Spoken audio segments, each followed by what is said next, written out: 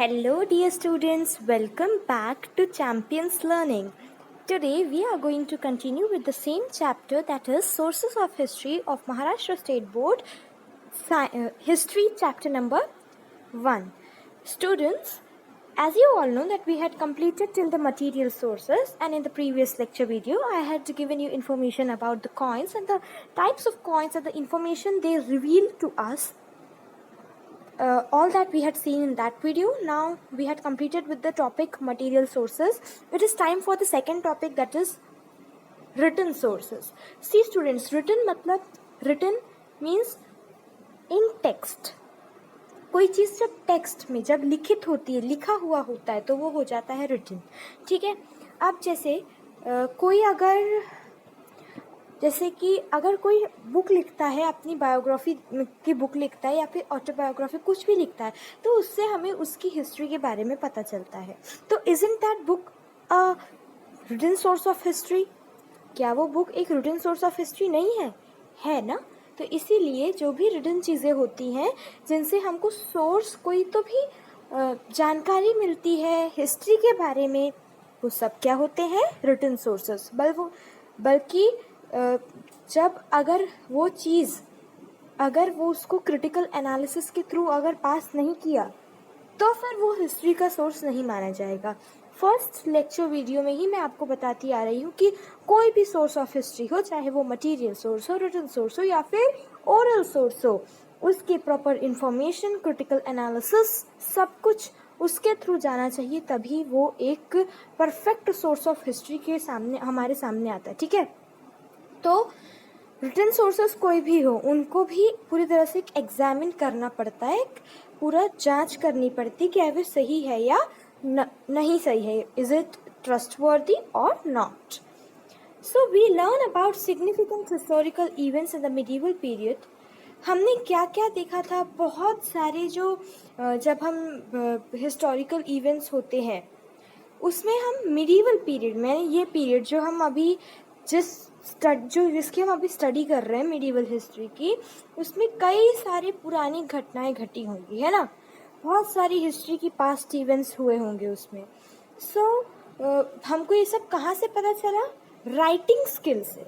कौन से स्किल से? राइटिंग स्टाइल्स से पता चला. और कौन सी राइटिंग स्टाइल्स ऑफ स्क्रिप्ट मतलब लिपि, मतलब कौन से फॉन्ट में चीज़ें लिखी गई हैं. ठीक है. फॉन्ट मतलब कोई जैसे कर्सिव राइटिंग है और कोई स्ट्रेट राइटिंग है ना, कोई टाइप्ड राइटिंग है, तो वो भी एक स्क्रिप्ट हो गया, है ना? तो उसी तरह देवनागरी एक स्क्रिप्ट है, जिसपे हम हिंदी मराठी में जो लिखा करते हैं वो एक देवनागरी स्क्रिप्ट है. और अरबिक, पर्शियन, मोदी, इस तरह की कई स्क्रिप्ट्स रहती हैं जो रिटन सोर्सेज में यूज़ हुई हैं, और उससे हमको जो भी उन्होंने लिखे हैं, जिस पे भी उन्होंने लिखे होंगे, उससे हमको मिडीवल हिस्ट्री के सोर्सेज जो रहते हैं उसके बारे में हमें पता चलता है. So Devanagari, Arabic, Persian, Modi etcetera as also from the varieties of different languages. और सिर्फ स्क्रिप्ट यानी सिर्फ लिखने का फॉन्ट यानी लिपि ही नहीं, सिर्फ फॉन्ट ही नहीं. अब देखो स्टूडेंट्स, अगर आपको अभी भी स्क्रिप्ट का मतलब नहीं समझ में आ रहा है तो मुझे आपको दिखाना पड़ेगा परफेक्टली. जैसे मैंने यहाँ क्या लिखा है? तो ये एक स्क्रिप्ट है, ये देवनागरी स्क्रिप्ट. अगर मैंने यहाँ पर ए लिखी तो ये भी एक स्क्रिप्ट है, ये इंग्लिश है ना. तो ये अलग अलग जो रहते हैं, इस तरह के जो भी फॉन्ट्स रहते हैं जिसके थ्रू हम लिखते हैं, वो अलग अलग स्क्रिप्ट होती हैं. ठीक है. तो as also from the varieties of languages, सिर्फ स्क्रिप्ट से ही नहीं, अलग अलग वेराइटीज़ होती है लैंग्वेजेस की. हमारे इंडिया में ही कितनी सारी लैंग्वेजेस मिल जाती है, राइट?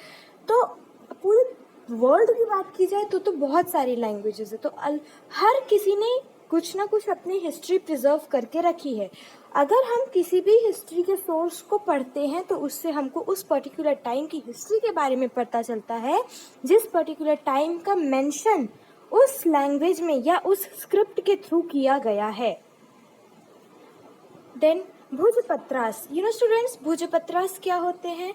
एक भुज ट्री होता है, भुज. ठीक है. भुज ट्री जो होता है उसकी जो बार्क होती है, बार्क, है ना, जो जैसे कि अगर कोई ट्री है, सपोज ये कोई ट्री है तो इसके सामने वाला जो रहता है यहाँ पर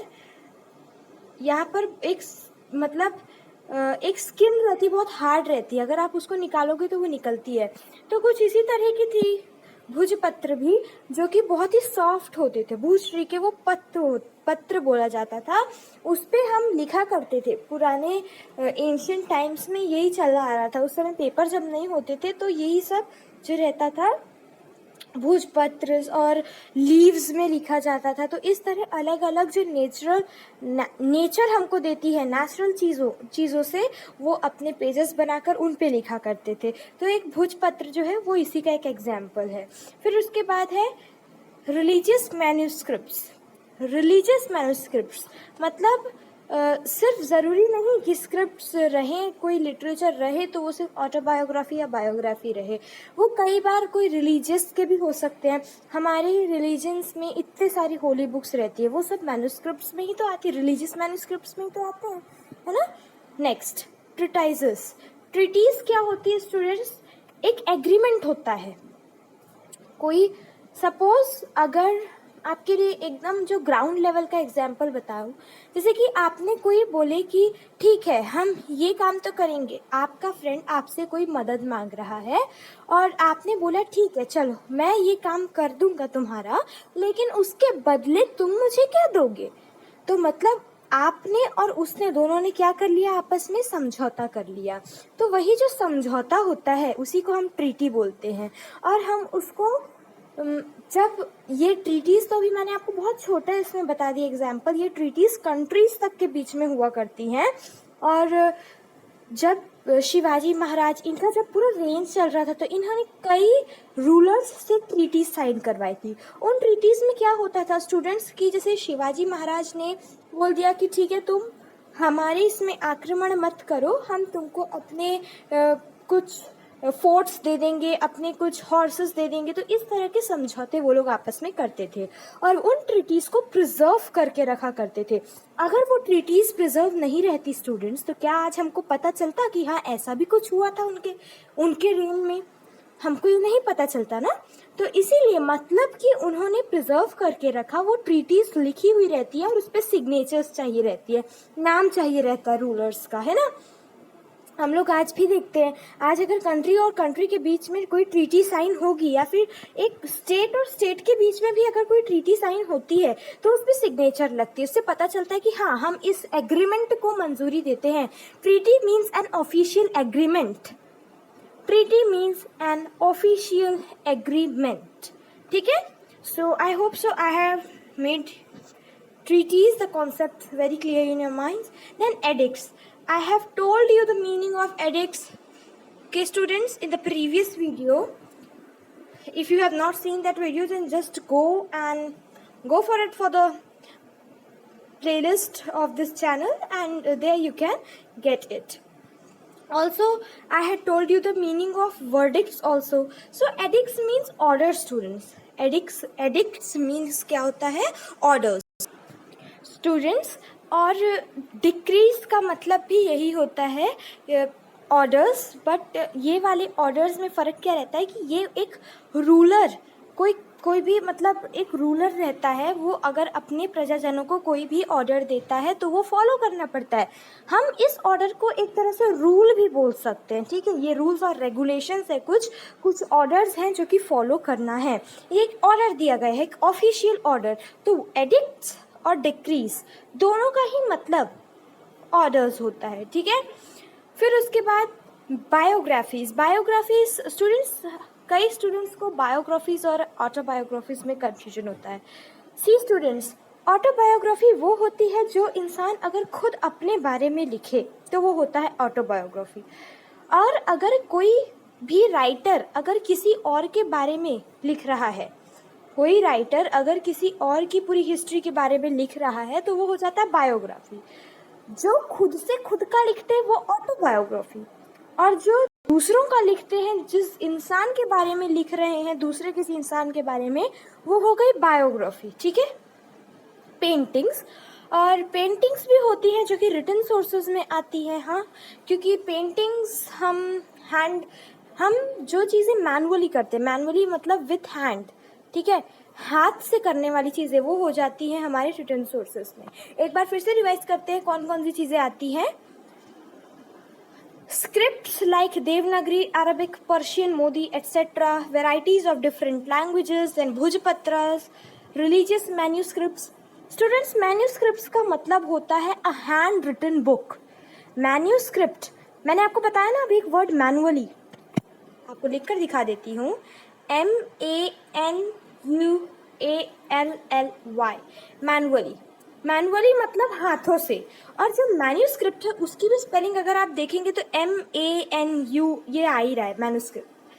तो स्टूडेंट्स, मैन्यूस्क्रिप्ट मतलब एक हाथ से लिखी हुई बुक, हैंड रिटन बुक, और जो कि बहुत ऐसे hand written book, an old piece of hand written book बोल सकते हैं, जो कि रिलीजियस अगर मैन्यूस्क्रिप्ट की बात की जाए तो हमारी जो होली बुक्स होती हैं वो अभी हमको प्रिंटेड मिलती है, लेकिन जिस किसी भी इंसान ने वो लिखी होगी उसने तो प्रिंट नहीं करवाई होगी, उसने तो खुद की हाथों से लिखे होंगे ना। तो इसी तरह वो जो होते हैं, जो रियल पीस है वो क्या हो गया, मैन्यूस्क्रिप्ट। ठीक है, तो और फिर उसके बाद हमने देखा ट्रीटीज। ट्रीटीज मतलब एन ऑफिशियल एग्रीमेंट। एडिक्स और डिक्रीज का मतलब ऑर्डर्स गिवन बाय एन, और डिक्रीज मतलब an order which is basically given by a ruler, कोई राजा देता है। ठीक है, और edicts means an official order, मतलब वो ऑफिस के थ्रू आता है। ठीक है, फिर उसके बाद बायोग्राफीज, पेंटिंग्स एटसेट्रा। हम ये कह सकते हैं कि एडिक्स और डिक्रीज जो रहते हैं वो एक दूसरे के मीनिंग्स या सिनोनिम्स हैं। ठीक है, they are very similar in meanings. Biographies मतलब बता दी, और पेंटिंग्स ये बता दी मैंने सबका इम्पोर्टेंस एटसेट्रा। सिर्फ इतने ही नहीं और बहुत सारी चीज़ें होती है स्टूडेंट्स। सबसे बेहतरीन चीज़ होती है आपके newspapers. Newspaper student, they are the biggest source, written source of history. Why? Because students, the publisher who publishes the newspaper, he keeps the record of every single day. So if we keep record, we come to know about what had happened in the past. If we just visit that publisher's, publishing site, then if we ask for this particular date, give me the newspaper. Then if he gives you, what are you going to make it use? आपको उसका क्या काम लगेगा? Definitely you are going to search for the history, what had happened in the past. If I'm not wrong. Okay students? So इस तरह newspaper से भी बहुत सारी चीज़ें जानने के लिए मिलती है। लेकिन students, newspapers modern sources of history में आते हैं, क्योंकि मिडिवल सोर्सेज ऑफ हिस्ट्री में न्यूज़पेपर्स जैसी चीज़ नहीं थी। ठीक है, अब आगे देखते हैं। We can gather information about the food items, attire, conventions and rules of conduct of the people, festivals and about people's life, etc. See here students, we gather information about the food items. उस समय के जो भी food items थे उसके बारे में पता चलता है. Attire means clothes. Write down over there. Attire means CLOTHES, clothes. Then conventions and rulers. Wait a second students. So conventions means traditions. A traditional way of doing something is conventions. परंपरा, प्रथा. ठीक है, तो ये होते हैं conventions. तो जो भी रिटन सोर्सेस होते हैं उनसे हमको फूड आइटम्स, उनकी क्लोथ्स, उनकी परंपरा and rules of conduct of the people, जो भी मतलब जो भी उनकी प्रजाजन थे उनके लिए कौन से रूल्स किए गए थे, कंडक्ट किए गए थे. और festivals and about people's life etcetera.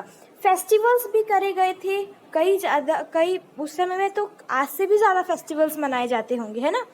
तो फेस्टिवल्स और पीपल्स लाइफ, कौन कौन से फेस्टिवल्स उस समय में सेलिब्रेट किए जाते थे और पीपल की लाइफ वो कैसी होती थी. ठीक है, ये इन सब चीज़ों का जो एक इंफॉर्मेशन की सीरीज़ है वो हमको कहाँ से मिलती है, रिटन सोर्सेज ऑफ हिस्ट्री से मिलती है.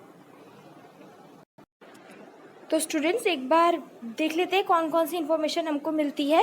Food items, attire, conventions and rules of the conduct of the people. See students, यहाँ पर जो कंडक्ट मतलब है उसका मतलब ये है कि जो भी रूल्स होते थे, the way write down the way of organising something, the way of organising something. जो पीपल की लाइफ थी उसको एक पर्टिकुलर मैनर में ऑर्गेनाइज करना किसका काम था? उस एरिया के रूलर का काम था, ठीक है। तो the rules of conduct of the people, people के मतलब जो उनके सब्जेक्ट्स थे उनकी लाइफ को ऑर्गेनाइज करने के लिए एक प्रॉपर मैनर में रूल्स, जो भी रेगुलेशंस और रूल्स जो हुआ करते थे उसके बारे में भी हमको किससे पता चलता है? रिटन सोर्सेज ऑफ हिस्ट्री में। फेस्टिवल्स के बारे में पता चलता है, about people's life etc. from these sources. Sources of this type are called written sources of history. ऐसे sources को ही हम बोलते हैं written sources of history. Moving forward students, this is a web based on written sources. So यहाँ पर आपको 7 चीज़ें देकर रखी हैं जो कि written sources में included है. First is documents of proceedings in the courts of kings. जो भी किंग्स के कोर्ट्स थे उस पर जो भी मतलब डॉक्यूमेंट्स होते थे कि क्या सुनवाई हुई, उस तरह में जो भी डॉक्यूमेंट्स होते थे उसको भी लिखा जाता था, तो वो भी हो गया एक रिटन सोर्सेज में।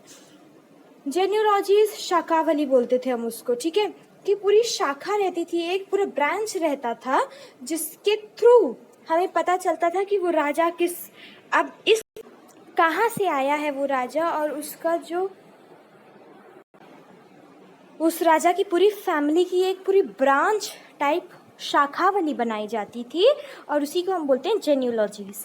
फिर उसके बाद है कोरेस्पॉन्डेंस डिस्पैचेस, जो मतलब कोरेस्पॉन्डेंस और डिस्पैचेस जो रहते थे वो रहते थे मतलब जो रूलर्स रहते थे उसके साथ के कोरेस्पॉन्डिंग में करे जाते थे। अब आपको इसको समझाने के लिए मैं आपको लिख कर दिखा देती हूँ कि जो पुराने एंशिएंट हिस्ट्री में जब रूलर्स का राज चलता था तब वहाँ पर एक वेलवेट के क्लॉथ में एक लेटर्स आया करते थे, उसी को हम बोलते हैं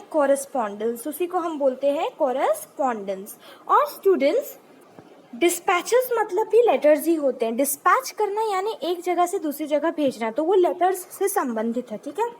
फिर उसके बाद हम देखेंगे जुडिशियल वर्डिक्ट्स एंड ऑर्डर्स, वही बात हो गई। जुडिशियल वर्डिक्ट्स मतलब डिसीजंस, और ऑर्डर्स ट्रीटीज, बायोग्राफीज, जो भी ट्रीटीज होती थी, ऑफिशियल एग्रीमेंट्स जो होते थे, बायोग्राफीज होती थी राजा की, वो सब रहते थे रिटन सोर्सेज में।